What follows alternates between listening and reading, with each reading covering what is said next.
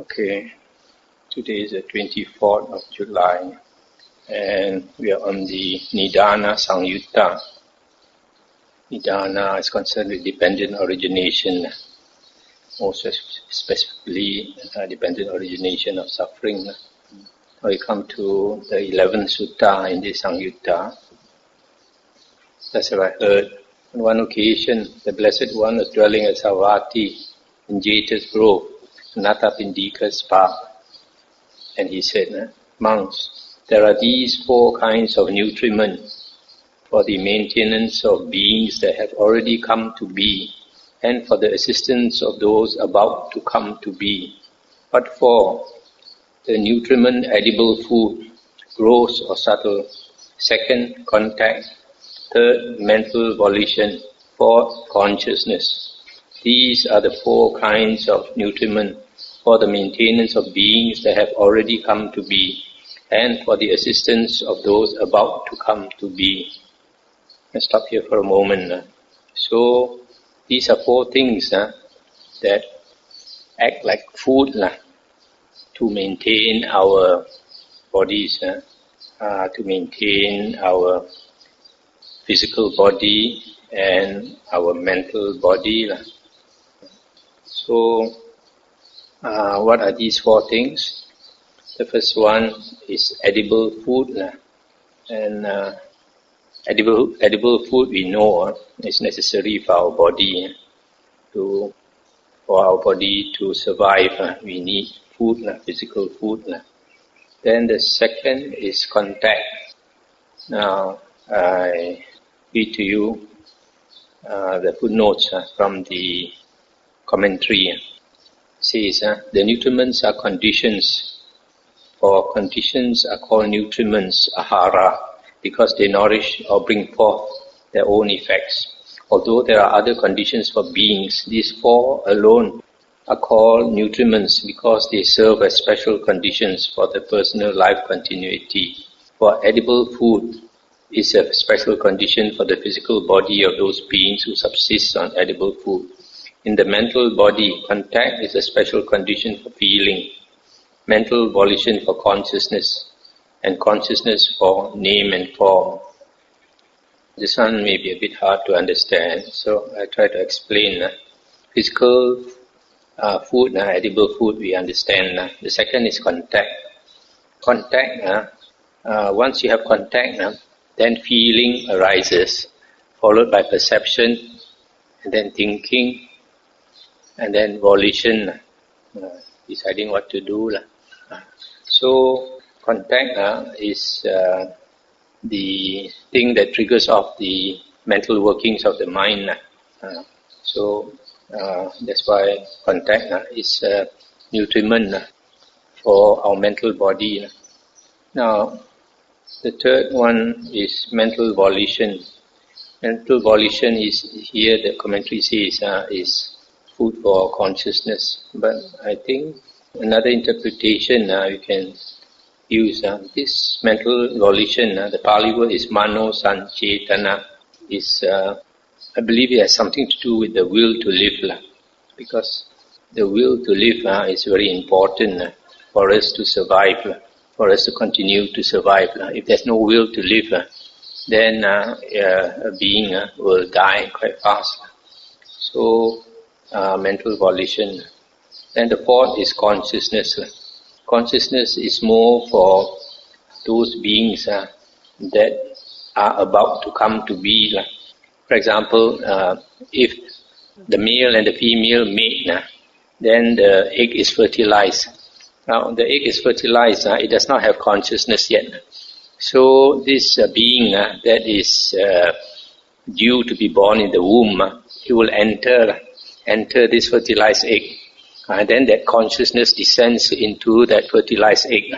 That is the condition, the nutriment for that being to come into life. Now I come back to this contact and mental volition. This contact, without contact, you can see how contact is a food, is a necessary condition. For example, if a person is in prison, if you put somebody in a prison and you cut him off from contact from other people, and you cut him off from contact even with the sunlight, put him in a dark room, with nobody to speak to, no contact altogether, very soon this person will die. So that's why contact is you can see how contact is a nutriment for the maintenance of a being. Because once you have contact, then you have interest in the world, feeling arises. There are things in the world that you perceive through your six senses. All this is contact. The world is perceived through contact at the six sense doors. So because we have interest in the world, then we want to survive. The will to live is generated. On the other hand, you consider another prisoner under the same circumstances. He's put in isolation in a room. He's cut off from contact from everybody else, and even the sunlight, and no sound, nothing. And although he should die very soon, there are some people who will survive. Why? Because that person may be thinking of his family, think of his children, his wife. So when he thinks, this of course comes from his memory, doesn't come from contact, comes from his memory. So when this memory of the family is generated, the will to live is very strong. So because of the will to live, even though he should die, he will hold on to life. So this, I believe, is the third nutriment mentioned here. Mental volition is the will to live. And then consciousness must come into the womb for that being to come to life. So you can see here why these four are called nutriments. And the Buddha continued, monks, these four kinds of nutriment have what as their source, what as their origin, from what are they born and produced. These four kinds of nutriment have craving as their source, craving as their origin. They are born and produced from craving.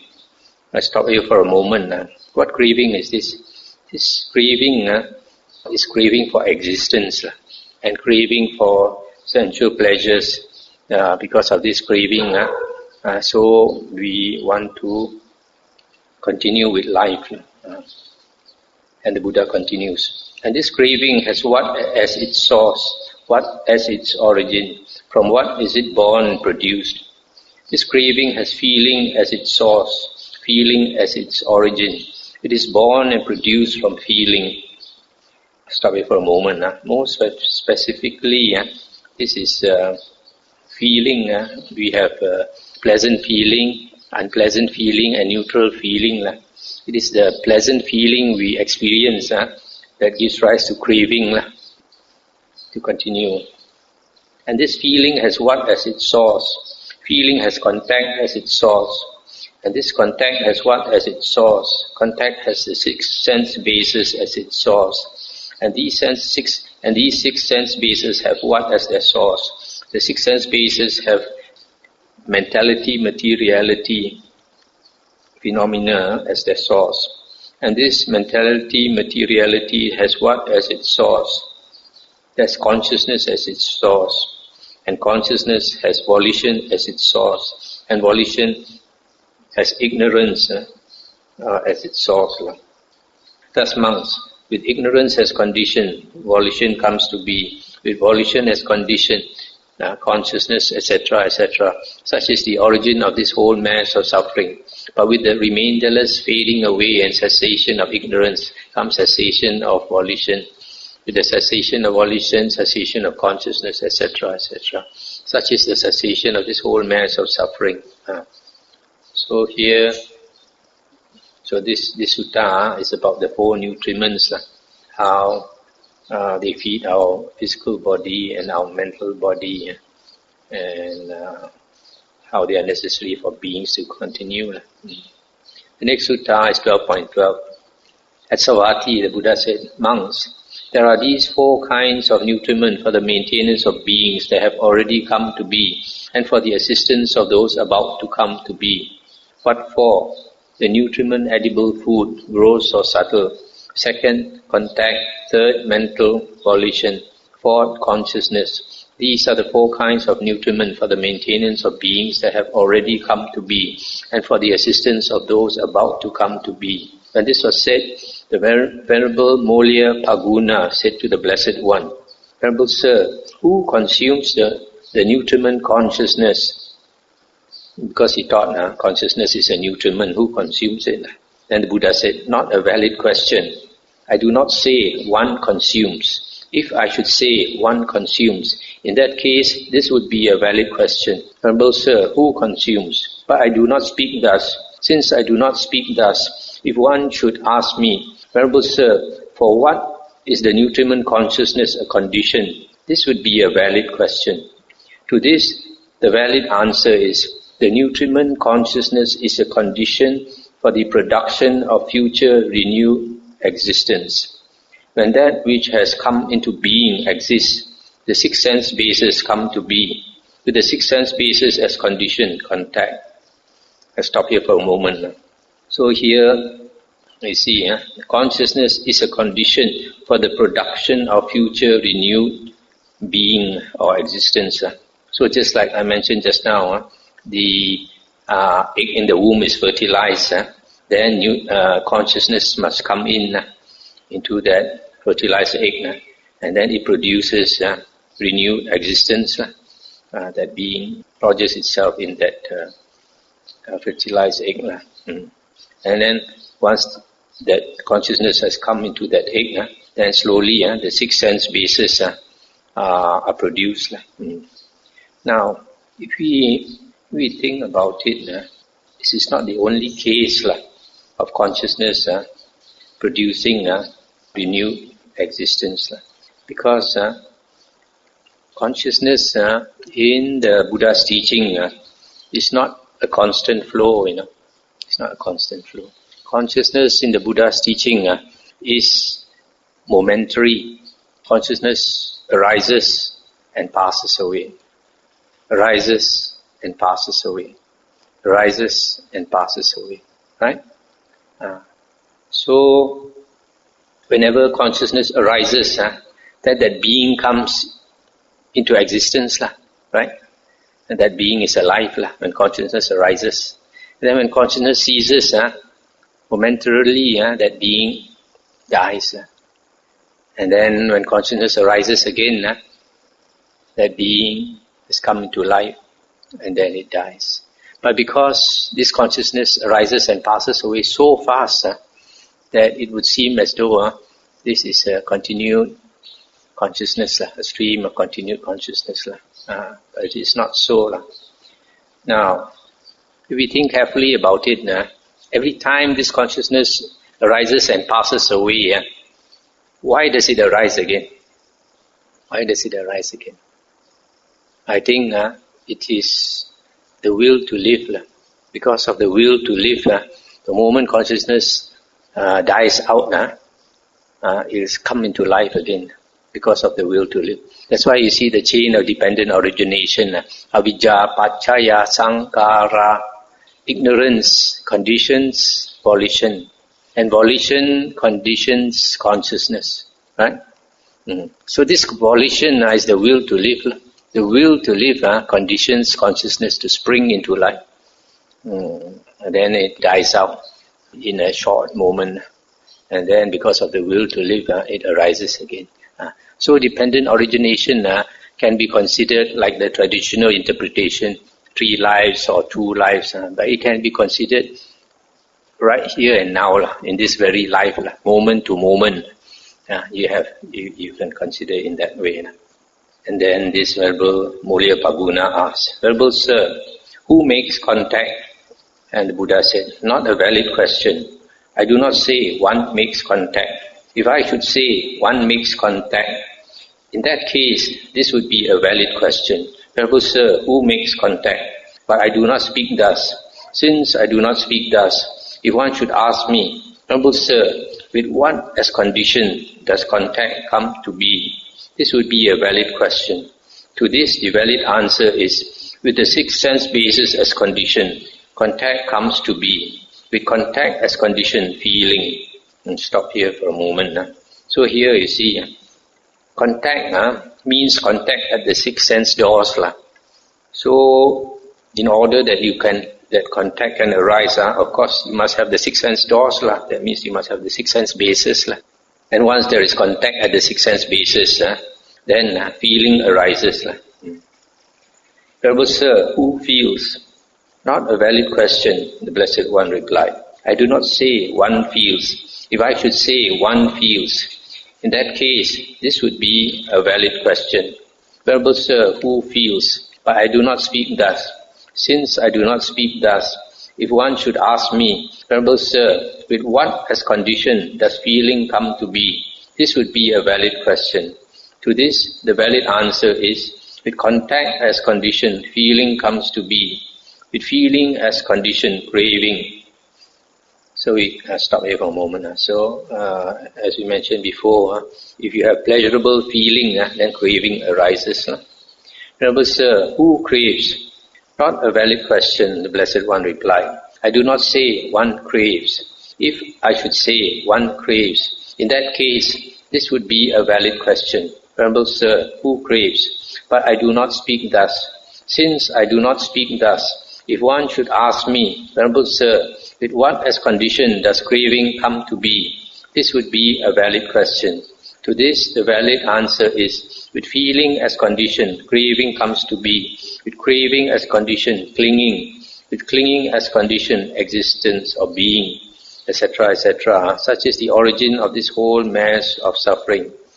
But Paguna, with the remainderless fading away and cessation of the six sense, of the six bases for contact, comes cessation of contact. With the cessation of contact, cessation of feeling. With the cessation of feeling, cessation of craving. With the cessation of craving, cessation of clinging. With the cessation of clinging, cessation of being. With the cessation of being, cessation of birth. With the cessation of birth, aging and death, sorrow, lamentation, pain, displeasure and despair cease. Such is the cessation of this whole mass of suffering. That's the end of the sutta. So here, this sutta, the Buddha says, there is no being. This is what the Buddha implies.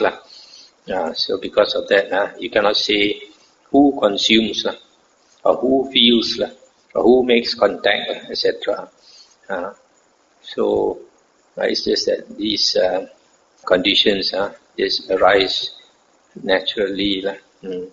It's just the perception of a being is just a perception in our mind. Now we come to the 15th sutta in this Nidana-samyutta at Savatthi. Then the Venerable Kachana Gota approached the Blessed One, paid homage to him, sat down to one side and said to him, Venerable Sir, it is said, right view, right view. In what way, Venerable Sir, is there right view? And the Buddha said, this world, Kachana, for the most part, depends upon the duality, upon the notion of existence and the notion of non-existence. Let's stop here for a moment. This in India at that time, most people either believe in the idea of existence or the idea of non-existence. This is another word for it, is a notion of existence. That means perpetual existence. That means eternalism view. That means when you die, you will continue to exist. And it's the same person who dies and is reborn. That is one extreme view. The other extreme view is non-existence. It's the annihilationist view. That once a person dies, there is no more rebirth. There is no more existence. So these two views the Buddha does not accept because it assumes or presumes that a self exists. That a self exists. So they argue whether after death that self continues to exist or the self does not continue to exist. But in the Buddhist teaching, this self is just a concept in our mind that nature has planted in our mind to make us strive to fight for survival. And then the Buddha continued. But for one who sees the origin of the world as it really is with correct wisdom, there is no notion of non-existence in regard to the world. And for one who sees the cessation of the world as it really is with correct wisdom, There is no notion of existence in regard to the world. This world, kachana, is for the most part shackled by engagement, clinging and adherence. But this one with right view does not become engaged and cling through that engagement and clinging, mental standpoint, adherence, underlying tendency. He does not take a stand about myself. He has no perplexity or doubt that what arises is only suffering arising. What ceases is only suffering ceasing. His knowledge about this is independent of others. It is in this way, kachana, that there is right view. All exists, kachana, this is one extreme. All does not exist, this is the second extreme. Without veering towards either of these extremes, the Tathagata teaches the Dhamma by the middle. With ignorance as condition, volition comes to be. With volition as condition, consciousness, etc., etc. Such is the origin of this whole mass of suffering. But with the remainderless fading away and cessation of ignorance, comes cessation of volition. With the cessation of volition, cessation of consciousness, etc., etc. Such is the cessation of this whole mass of suffering. So the Buddha says that the Buddha's way of seeing is not whether a self exists after death or not, but everything is due to conditions. This world, everything in this world is conditionally arisen, dependently arisen, dependent on conditions. 12.16 at Savatthi. Then a certain monk approached the Blessed One, paid homage to him, sat down to one side and said, Venerable Sir, it is said, a speaker on the Dhamma, a speaker on the Dhamma. In what way, Venerable Sir, is one a speaker on the Dhamma? Monk, if one teaches the Dhamma for the purpose of revulsion towards aging and death, for its fading away and cessation, one is fit to be called a monk who is a speaker on the Dhamma. If one is practicing for the purpose of revulsion towards aging and death, for its fading away and cessation, one is fit to be called a monk who is practicing in accordance with the Dhamma. If through revulsion towards aging and death, through its fading away and cessation, one is liberated by non-clinging, one is fit to be called a monk who has attained Nibbana in this very life. Monk, if one teaches the Dhamma for the purpose of revulsion towards birth, for the purpose of revulsion towards ignorance, for its fading away and cessation, one is fit to be called a monk who is a speaker on the Dhamma. If one is practicing for the purpose of revulsion towards ignorance, for its fading away and cessation, one is fit to be called a monk who is practicing in accordance with the Dhamma. If through revulsion towards ignorance, to its fading away and cessation, one is liberated by non-clinging, one is fit to be called a monk who has attained Nibbana in this very life. It's the end of the sutta. So here the Buddha is saying the speaker of the Dhamma should be one who teaches with the purpose of revulsion towards aging and death, to make people see that we should have revulsion towards birth, aging and death. 12.17. Thus have I heard. On one occasion, the Blessed One was dwelling at Rajagaha in the bamboo grove, the squirrel sanctuary. Then in the morning, the Blessed One dressed and taking bowl and robe, entered Rajagaha for alms. The naked ascetic saw the Blessed One coming in the distance. Having seen him, he approached the Blessed One and exchanged greetings with him. When they had concluded their greetings and cordial talk, he stood to one side and said to him, "We would like to ask Master Gotama about a certain point, if he would grant us the favor of answering our question." Stop here for a moment. You see, the Buddha was going on alms round, and as the Buddha was going on alms round, this naked ascetic came and wanted to ask a question. So the Buddha said, "This is not the right time for a question, Kassapa. We have entered among the houses." The second time and the third time, the naked ascetic said to the Blessed One, "We would like to ask Master Gotama about a certain point, if he would grant us the favor of answering our question." "This is not the right time for a question, Kassapa. We have entered among the houses." Then the naked ascetic Kassapa said to the Blessed One, "We do not wish to ask Master Gotama much." Then the Buddha said, "Then ask what you want, Kassapa." "How is it, Master Gotama? Is suffering created by oneself?" "Not so, Kassapa," the Blessed One said. "Then, Master Gotama, is suffering created by another?" "Not so, Kassapa," the Blessed One said. "How is it then, Master Gotama? Is suffering created both by oneself and by another?" "Not so, Kassapa," the Blessed One said. "Then, Master Gotama, has suffering arisen fortuitously, being created neither by oneself nor by another?" "Not so, Kassapa," the Blessed One said. "How is it then, Master Gotama? Is there no suffering?" "It is not that there is no suffering, Kassapa. There is suffering." "Then is it that Master Gotama does not know and see suffering?" "It is not that I do not know and see suffering, Kassapa. I know suffering. I see suffering." Let's stop here for a moment. So you see this naked ascetic, he said he's not going to ask much, but he's asking a lot. Then finally he said, "Whether you are asked, how is it, Master Gotama, is suffering created by oneself, or is it created by another, or is it created by both, or is it created by neither? In each case you say, not so, Kassapa. When you are asked, how is it then, Master Gotama, is there no suffering? You say, it is not that there is no suffering, Kassapa, there is suffering.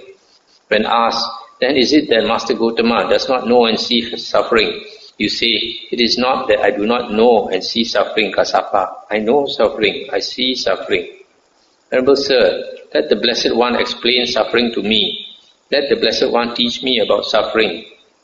And the Buddha said, "Kassapa, if one thinks the one who acts is the same as the one who experiences the result, then one asserts with reference to one existing from the beginning, suffering is created by oneself. When one asserts thus, this amounts to eternalism.